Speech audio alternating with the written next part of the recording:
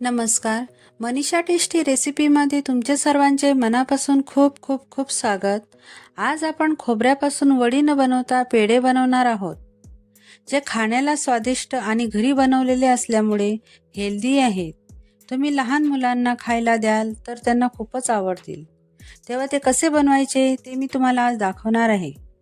हा व्हिडिओ तुम्ही शेवटपर्यंत पहा. आवडल्यास लाईक आणि सबस्क्राईब करायला विसरू नका. चला तर मग सुरुवात करूया. इथे मी एक नारळ घेतलेलं आहे. हे ओलं नारळ आहे व त्याला मी फोडून घेतलेलं आहे. हे बघा असं. आता मी त्याला पूर्ण फोडून घेणार आहे व आतलं जे ओलं खोबरं आहे ते काढून घेणार आहे. हे बघा, मी नारळ फोडून त्याचे तुकडे करून घेतलेले आहे याप्रमाणे. आता खोबरं त्याच्या कवचापासून कसं अलग करायचं याची मी तुम्हाला सोपी ट्रिक सांगणार आहे. इथे मी हा बिना काठांचा ग्लास घेतलेला आहे व त्यानेच आपण आता खोबरं काढून घेणार आहोत. हे बघा, याप्रमाणे काढायचं आहे. ग्लासचा वापर केला तर ते लवकर निघतं. हे बघा, जर आपण सुरीने खोबरं काढण्याचा प्रयत्न केला तर ते सुरी आपल्या हाताला लागण्याची शक्यता असते. म्हणून खोबरे याच पद्धतीने काढा, लवकर निघेल ते खोबरं. ही ट्रिक वापरून बघा व मला कमेंट करून सांगा. याच पद्धतीने मी आता सगळं खोबरं काढून घेणार आहे. आता बघा, खोबऱ्याच्या मागच्या साईडचा जो ब्राऊन कलरचा भाग आहे किंवा काळ्या कलरचा भाग असतो तो आपल्याला काढून घ्यायचा आहे. तुम्ही चाकूने किंवा बटाटे आपण ज्याने सोलून घेतो, त्याची साल काढतो, त्याच्यानेच आपण काढून घेणार आहे. हे बघा, याप्रमाणे काढायचं आहे. आता याप्रमाणे मी सर्व खोबऱ्याचे हे मागच्या साईडचे साल काढून घेणार आहे. तुम्ही हीच पद्धत वापरा, त्यामुळे खोबरं लवकर सोललं जाईल. हे बघा, आता मी सर्व खोबऱ्याची साल काढून घेणार आहे. हे बघा, सगळंच खोबऱ्याचं साल मी काढून घेतलेले आहे. आता मी सुरीने खोबऱ्याचे बारीक बारीक तुकडे करून घेणार आहे. याप्रमाणे सगळं खोबरं आता मी छोटे छोटे तुकडे करून कापून घेणार आहे. हे बघा, इथं सगळे खोबऱ्याचे तुकडे करून घेतलेले आहे. आता मी ह्या मेजरमेंटच्या कपने तुम्हाला माप सांगणार आहे. मी हा मोठा 1 कप घेतलेला आहे व ते 1 कप भरूनच आपल्याला खोबऱ्याचे तुकडे घ्यायचे. आता मी हे खोबऱ्याचे तुकडे कपमध्ये मोजून घेणार आहे. पूर्ण 1 कप फुल भरून घ्यायचं आहे आपल्याला. याप्रमाणे बघा,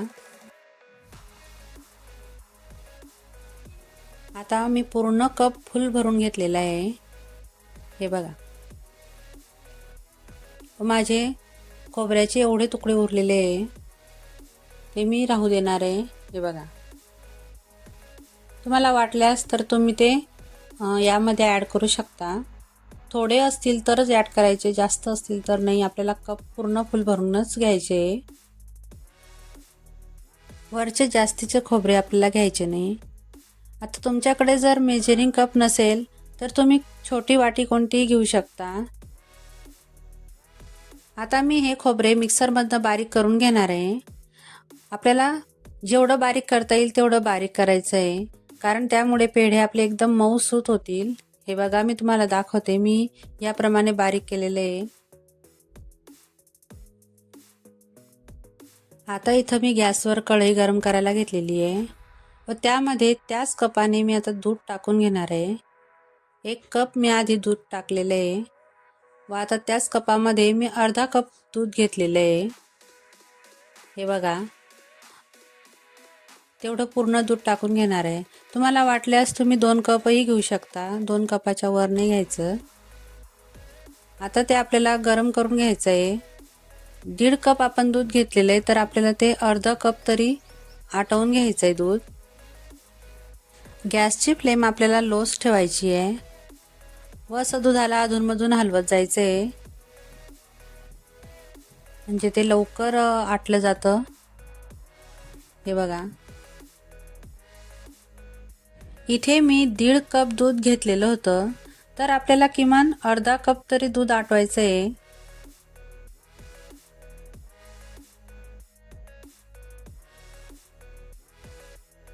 अधूनमधून दुधाला असं हलवत जायचं व कढईला जी साय लागलेली असते ना ती काढत जायची, त्यामुळे दुधाला घट्टसरपणा येतो. हे बघा याप्रमाणे. आता यामध्ये मी आपण बारीक केलेलं खोबरं टाकून घेणार आहे.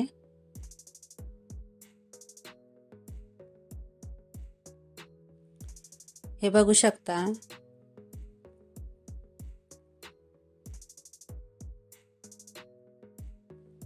खोबरं दुधामध्ये व्यवस्थित मिक्स करून घ्यायचं आहे.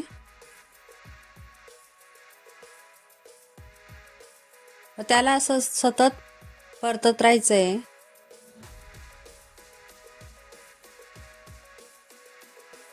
अधूनमधून हलवत जायचं आहे त्याला, त्यामुळे ते लवकर घट्ट होते व कढईलाही ते खाली करपत नाही.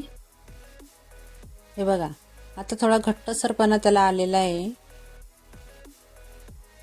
यातील दूध पूर्ण आटलं गेलेलं आहे. याप्रमाणे असा गोळा तयार व्हायला पाहिजे. आता यामध्ये मी साखर ॲड करणार आहे. तर मी इथं मेजरमेंटच्याच कपने 1/4 कप साखर घेतलेली आहे. तिलाही व्यवस्थित मिक्स करून घ्यायची आहे. आता इथे मी 2 चमचे मिल्क पावडर घेतलेली आहे. त्याने स्वाद फार छान येतो पेढ्यांना व तेही व्यवस्थित मिक्स करून घ्यायचं आहे. 1-2 मिनटं असं परतून घ्यायचं, म्हणजे साखर आपली पूर्ण विरघळेल तोपर्यंत. आता त्यामध्ये मी वेलची पावडर टाकणार आहे. तुम्हाला जर आवडत असेल तर टाका, नाही टाकलं तरी काही हरकत नाही. यामध्ये तुम्ही ड्रायफ्रूटही ॲड करू शकता.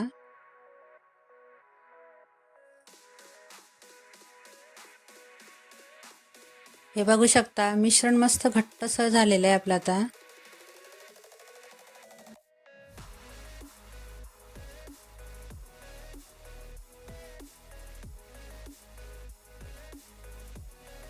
ही रेसिपी एकदम झटपट तयार होणारी आहे. हे बघा आता हे आपलं मिश्रण तयार आहे. यापासून आता आपण पेढे बनवून घेऊ. आधी मी हाताला तूप लावून घेतलेलं आहे, म्हणजे ते हाताला चिकटत नाही. छोटासा असा गोळा घ्यायचा हातामध्ये, त्याला असं व्यवस्थित पॅक करायचा. हे बघा असं आपण ज्याप्रमाणे लाडू करतो त्याप्रमाणेच त्याला करायचं असं, पण आकार देताना त्याला थोडा पेढ्यांचा आकारासारखा करायचा. तुम्हाला पेढ्यांचा जो आकार द्यायचा असेल तुम्ही तो देऊ शकता.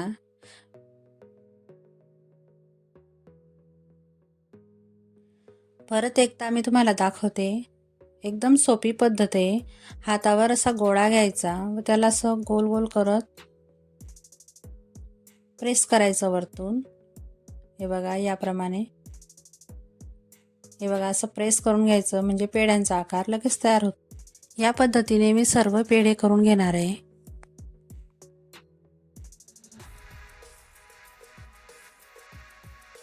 आपले पेढे इथं तयार आहेत. आता यावर मी ड्रायफ्रुट्स टाकून घेणार आहे. मी तर काही बदामचे काप केलेले होते, तेच यावर मी ठेवणार आहे. तुम्हाला आवडल्यास तुम्ही केसरही ठेवू शकता.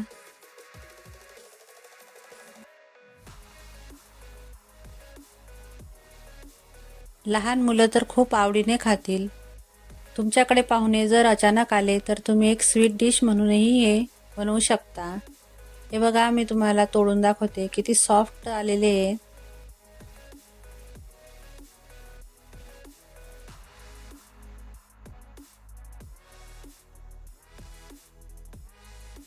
बाजारातील पेढे ज्याप्रमाणे खायला छान लागतात त्यापेक्षाही दुप्पट पटीने आपले घरी बनवलेले खोबऱ्याचे पेढे लागतात.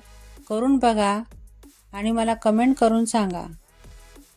तुम्हाला ही माझी रेसिपी कशी वाटली ते कमेंट करून सांगा. आवडल्यास लाईक करा, शेअर करा आणि हो सबस्क्राईब करायला मात्र विसरू नका. चला तर मग पुन्हा भेटूया अशाच एक नवीन रेसिपी सोबत. तोपर्यंत मस्त खा आणि स्वस्त राहा.